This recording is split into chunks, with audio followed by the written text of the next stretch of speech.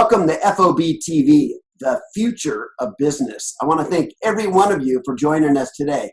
My guest today is Mickey Miller, the CEO of Vislink. We are going to have fun, so thank you for joining us, Mickey. It's great to be here, Kevin. Thanks for the invite. Absolutely. So tell us about yourself. For those that are out there that have never heard of Vislink, give us a little bit of a background on you and the company. Great. Hey, well, I've been in tech for over 30 years, started as an engineer, grew up in Vislink Technologies. We built a business. We sold it to Tyco. I ran that for 4 years. And then I became president of Andrew Corporation, which was essentially a company that did the last mile of wireless equipment. We sold in over 120 countries, deployed networks from GSM to 2G, 3G, 4G. And we sold that in 2000. We grew it from 900 million to 2.2, and we sold it for 2.6 billion to CommScope. And after that, I started a company called Blink Networks, which we venture funded and ultimately grew it to be the leader in 5G intelligent radios. And we sold that to a company called CCI in 2016. So after that, I was really looking for an opportunity to take what's happening around the cloud, edge computing, and ultimately 5G and bring that to new markets. Because I think 5G is really a play about where you can bring value to vertical markets, not just the consumer market. And so I think there's tremendous opportunities. I think in the broadcast and military markets, not only 5G, but other mediums as well, are uniquely positioned to take advantage of where technology is headed. All right, so we'll get into the nuts and bolts of Vislink here just a minute. But before we do that, Mickey, we're all being, hammered by a pandemic. How has that changed kind of your personal and professional daily routines? Oh, wow. I can tell you, it's interesting because I started in January of 2020, and this is effectively a turnaround. Oh, yeah. We were in a difficult situation. The company was underfunded, undercapitalized. We owed our vendors, our average day payables was 156 days. So we had a turnaround challenge on our hands. We had gone from a $40 million company to a $28 million company in 1 year. It wasn't because we couldn't, the market wasn't there. It was because we couldn't deliver, because our suppliers wouldn't ship to us. So we had to work closely with our suppliers, put together payment plans, get them back on track. We raised new money. We also brought in an entirely new management team, either promoting people from below or bringing new people in. We cost reduced our platform. We totally readdressed our new products and how we want to bring those to market. So it was a turnaround situation. So when the pandemic happened, we were already in the midst of some pretty dramatic changes at the company. And so I remember I came back from Europe, and when northern Italy was having trouble, and so we knew some things were happening. So in early March, we started making some decisions, and I was talking to other CEOs, I was talking to other people in the industry about what they were thinking about it. We made some decisions pretty early on in March. The first one being no travel, and we had actually had people coming over from Europe for the SATCOM show, which is a big show for us. Yeah. And we sent them back. They had arrived on a Saturday, and we sent them back. So they obviously thought I was nuts. This new guy sending them back after we spent all that money to send them over.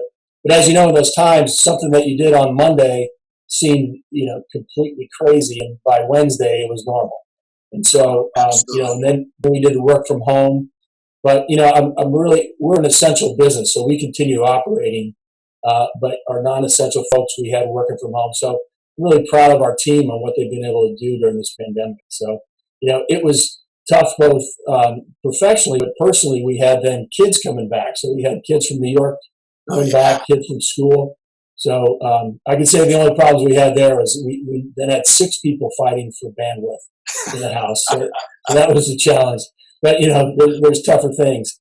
But yeah, I think, for us, it was just a continuation of what we were doing around the turnaround. Of course, we had to look to see, could we get the PP loan to help us out? Could we get some help? But really, for us, the way we look at the pandemic, and as a management team and as a company, we've gone through the stages, and we're at the stage where there's an interesting article that came out by 2 Harvard professors, and they reference the Stockdale paradox, which is what Jim Collins had brought out in his seminal book, Good to Great. And, it's a story of James Stockdale, who was a great American. A lot of us know him as the VP candidate. It didn't do so well, but truly an American hero who was highest ranking officer in the Hanoi Hilton, which, as we know, was some serious torture that went on there. He was there for 7.5 years, 3 of which he was in a 1 by 3 meter cell. No windows, all cement, dim light on 24 hours a day. And they asked him, how did you survive? First of all, you got to have faith that you're going to prevail in the end. You can't lose that, but you've got to confront the most brutal facts of the current reality. And that's really what we have to do, because we don't know how long this thing is going to last. Right. It could be 6 months, it could be 9 months. We don't know, but what's interesting, they said, who didn't make it out of that? And he said it was the optimists, because the optimists would say, hey, I'm going to get out by January, or out by Christmas, and Christmas comes and goes, out by Thanksgiving, and they never get out, and they die of a broken heart. So, it was through that we really looked and said, hey, let's focus on what we can do. We have over 10,000 customers that we've done business with over the years. Wow. So we focus on how we can serve them during these times, because some of them need to upgrade material. Some of them have now time where they're off the road, not producing shows, that they can do some preventive maintenance, do some repairs to products they have, also upgrade their products to new products. We've been looking at a whole host of services and new products to be able to support them during these times. And then certainly, where we are as a company, we play in 2 primary areas: sports and entertainment, and military and government. In the sports and entertainment world, it's easier to say what live events we don't participate in versus the ones that we do. Our technology is in everything from the Olympics to the World Cup to the Oscars, the Grammys. That real intimate, immersive experience that Bradley Cooper and Lady Gaga had at the Oscars, the Wimbledon, the U.S. Open, the Australian Open, the British Open, the Volvo Cup, Tour de France, all those are using our technology. So it's everywhere. Talk to us about what that technology is.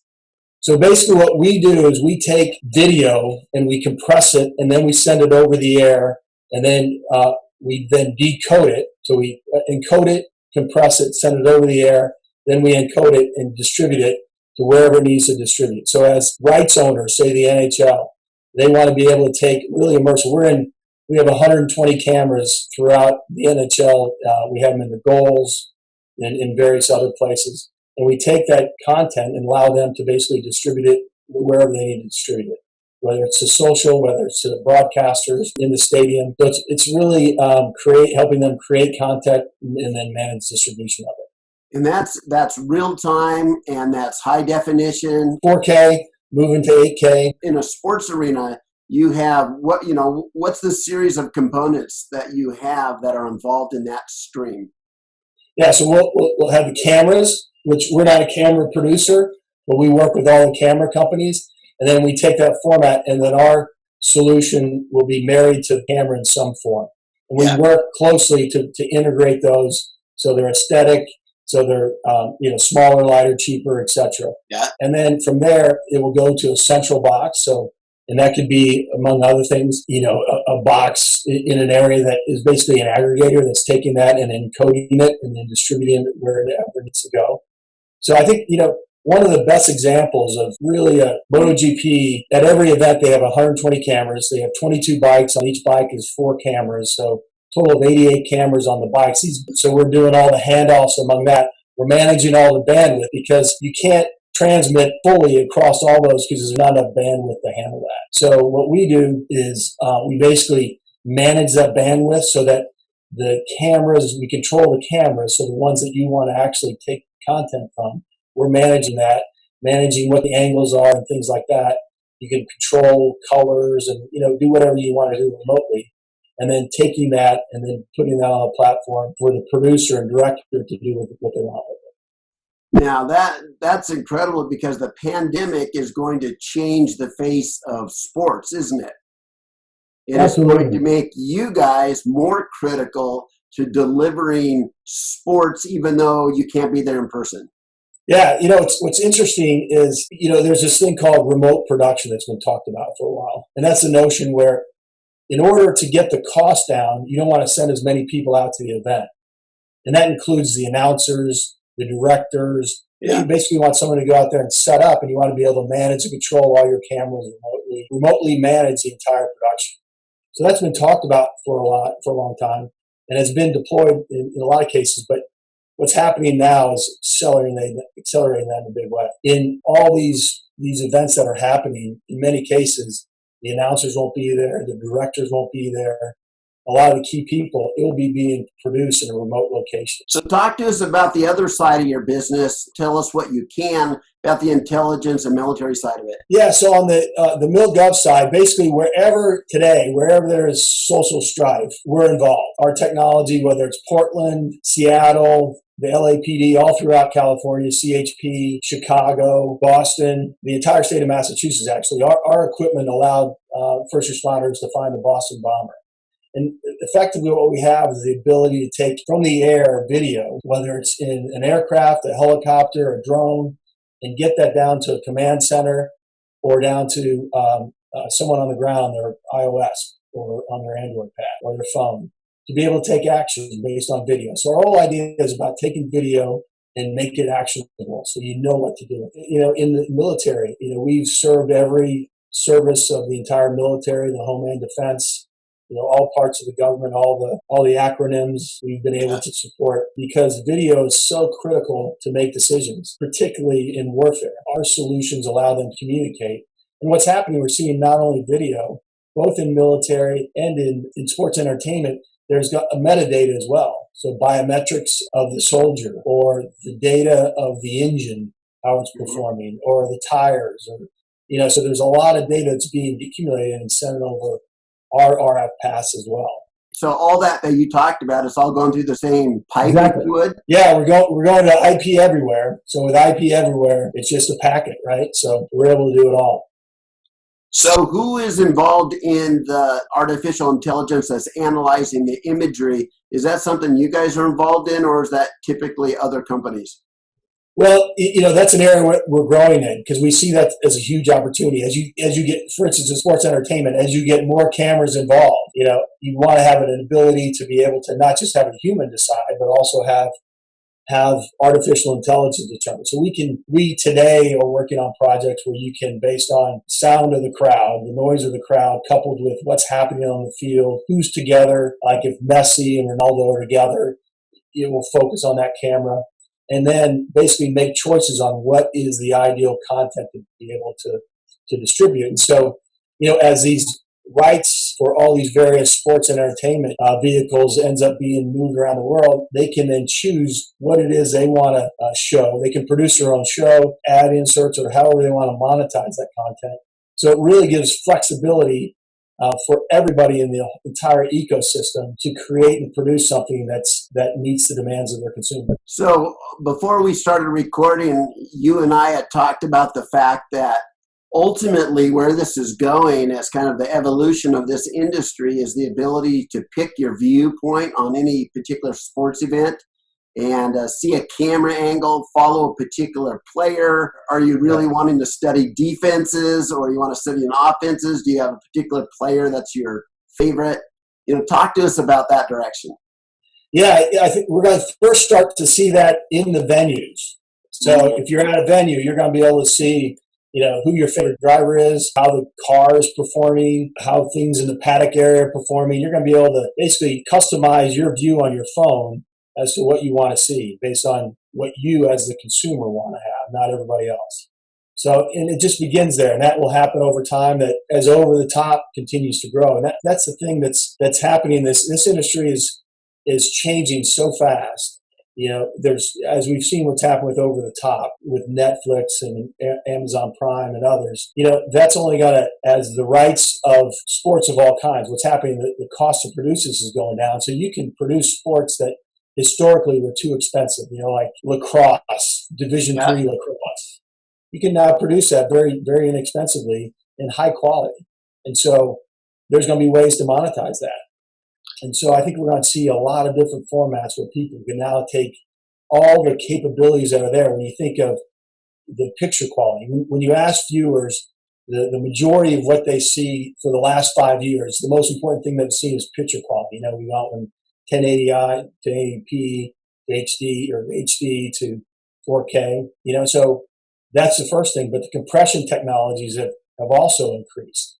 And then for us, the spectral efficiencies are increasing. We can put more over a radio channel.